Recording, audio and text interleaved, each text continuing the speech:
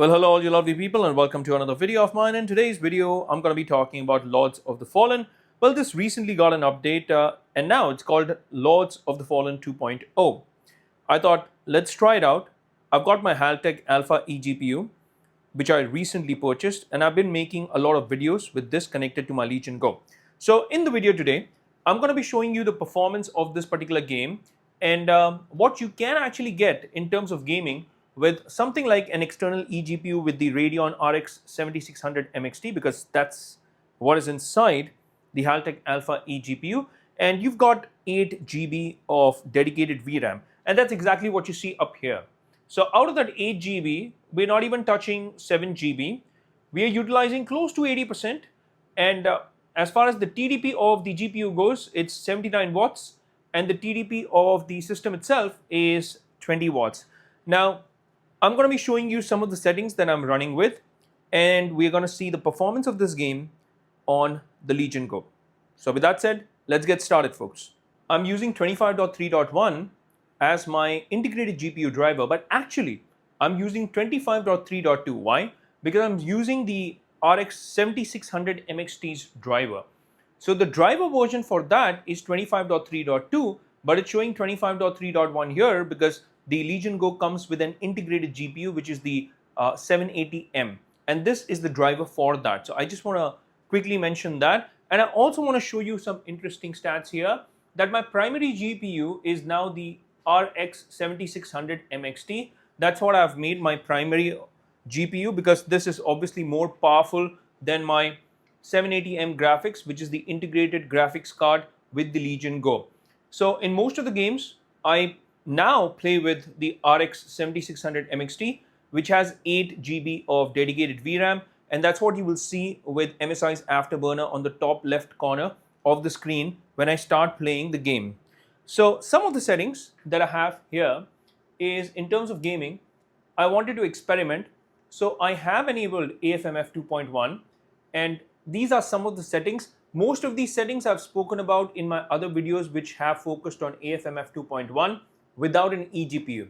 So if you haven't seen those videos of mine, I will highly recommend that you check them out, because I've spoken about these settings in detail and what it actually does for your Legion Go even without using an external GPU. But in this game, yes, I do have the external GPU turned on, and this is the kind of performance that I am going to be getting. Now, a quick disclaimer, I'm also running with something like Plitch in the background, which is a cheats trainer. I'm not trying to market them or anything like this, because when you play with a cheats trainer, obviously the original intent of the game gets lost. So I would only recommend it if, hey, you want to get past a few difficult enemies or enemy bosses. Otherwise, I will still recommend that you play the game as it was intended to be. So this is a cheats trainer, and for this to work, you obviously need to run it in the background. This is pretty safe in terms of security as well, because a lot of cheats trainer might have malware, etc. But this one is pretty safe. I've been using it for quite some time now, for almost a year, and I've never had any issues with my PCs.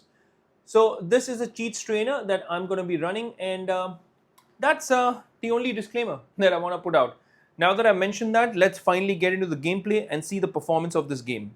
So this game recently got a big update, which is the update 2.0, and this brought about a lot of changes. One of the biggest changes was the enhanced combat mechanics. So now you have improved weapon responsiveness, you've got an upgraded lock-on with grievous strike prompts, and smoother evasions for more fluid battles. So all of this you get with update 2.0, and not only that, you also get an improvement in the combat audio. So whenever you clash, you parry, and whenever you block, there's upgraded audio feedback as well. And this gives you an immersive experience. Soulslike is also now quicker, making it an even more effective tool in combat. And you've got smoother movement, so you've got refined turning, and animations are also comparatively better to before, and that gives you better control overall. This also has a character creator overhaul, so you can now craft your ideal lamp bearer with an upgraded character creator, and they've improved facial options, they've improved the textures, They've improved body shapes for both male and female options, and this just enables more realistic looking avatars.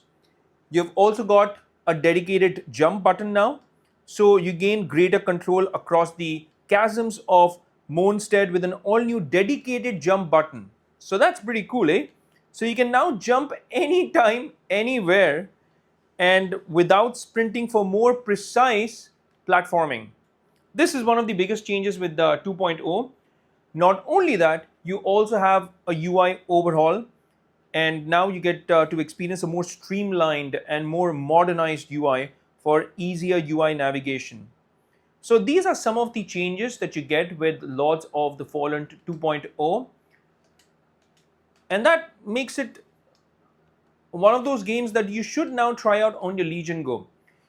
I also want you to keep an eye out on the performance metrics on the top left corner. I am using MSI's Afterburner, so you can take a look at how well this runs.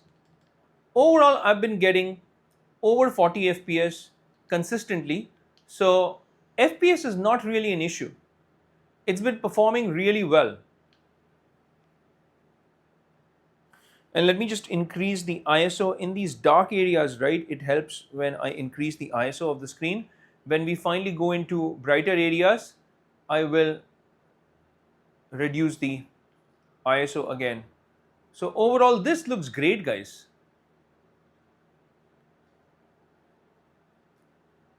And yes, it looks much better with an external GPU connected to your Legion Go.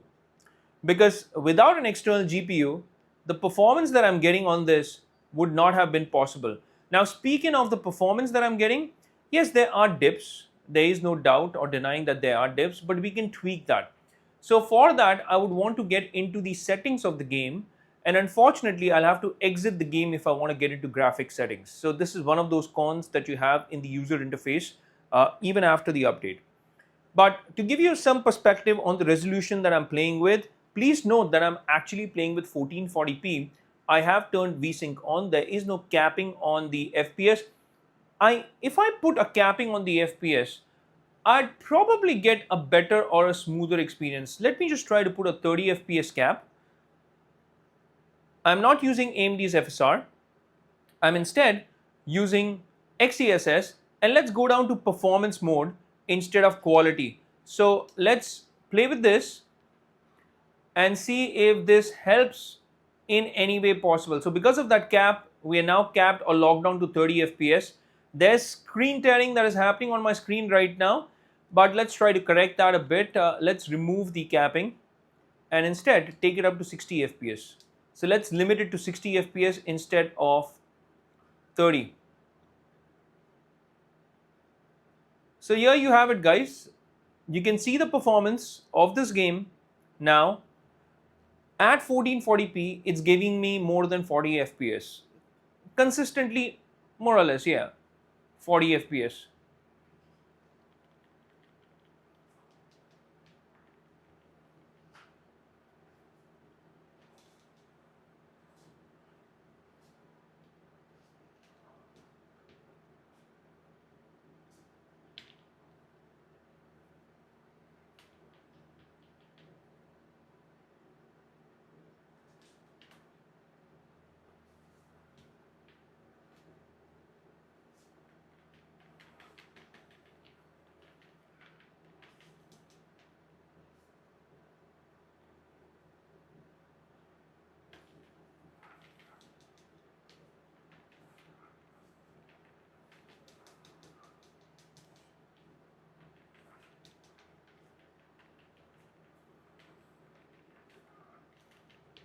Well, look at that, will you? This is where Plitch comes in handy. I know, this is not how this game is meant to be played, but I'm really bad at games like this, meaning Souls-like games. I'm very bad at playing these games. I don't generally play games like this. So even if I'm using cheats, please excuse me for this one. I just want to show you the performance of this game, and therefore I'm running this game because it got that update. The combat definitely feels a lot more fluid than before, and as you can see, I can comfortably get about, yeah, I mean, comfortably over 40 FPS even in combat scenarios like the one that you're just watching right now. So this is pretty good in terms of the performance, and you can obviously get more if you take these settings down, because the kind of graphical settings that I'm running with, I'll show you that as well. Let me just head over to the main menu and show you the graphical settings of this game as well. So I'm currently running on the medium quality preset. Now, if you don't know, the RX 7600 MXT is mainly a 1440p medium card, or you can call it a 1080p ultra card. So here I'm playing at medium quality preset, but you'll just get to see that in a short bit. So we are back into the main game settings, and I just want to get into the graphical settings. Now you would note that the texture quality I kept on high, and some of the other settings also I kept on high. The anti-aliasing had been turned on to high settings. So now what I'm going to do is I'm going to dial it down. I'm going to keep the texture detail and the anti-aliasing on medium. As you know, I don't like motion blur or film grain. I generally tend to turn these off. So that's exactly what I've done. I'm going to take the shadow quality down to low, in fact. It does not make a big difference to the overall gameplay. So I'm just going to take it down to low. And the resolution scale that I'm working with is 40%. So this is my in-game graphical quality setting. And as far as display goes, it stays the same. I'm still going to be playing with XeSS kept on performance mode. So with these settings now, I'm going to get back into the game and let's load it up and see how this performs with these few minor tweaks. Because prior to this change, we were getting close to 40 plus FPS.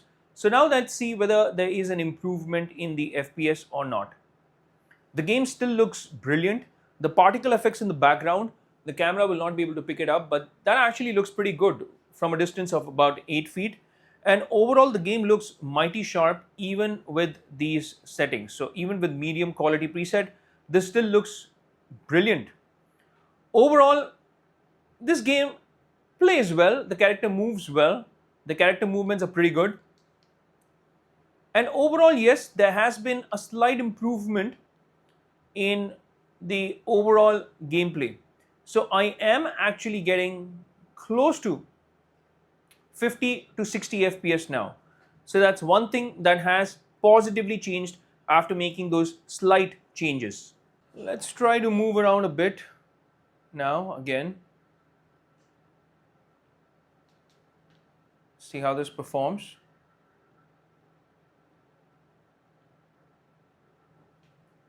Not bad. So far, close to 50 FPS. There are occasional stutters, but it's not bad. Not bad at all, guys.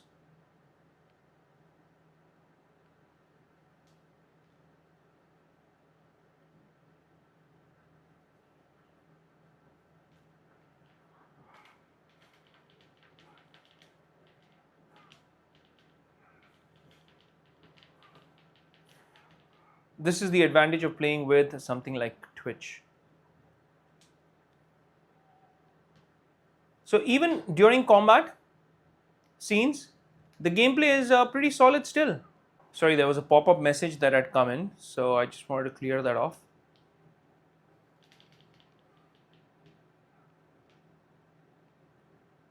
Yeah, doesn't run bad at all.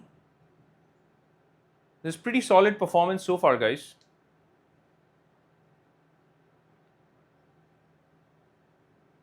You have to be careful when you're crossing these crossing over using these planks, because if you fall, you're dead in a game like this. So there are definitely occasional stutters that are happening with this game.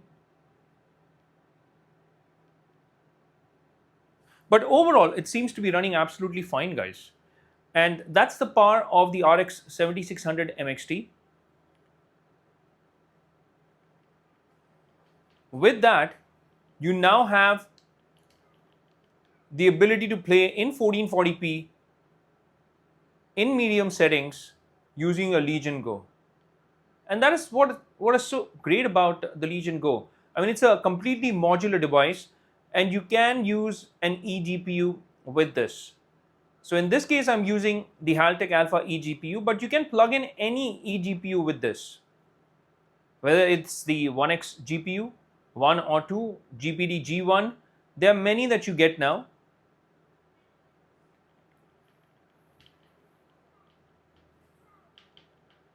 Not bad. No hits there. Now I don't want to do that. I want to roam around a little bit more just to show you the kind of performance that I'm getting with my Legion Go.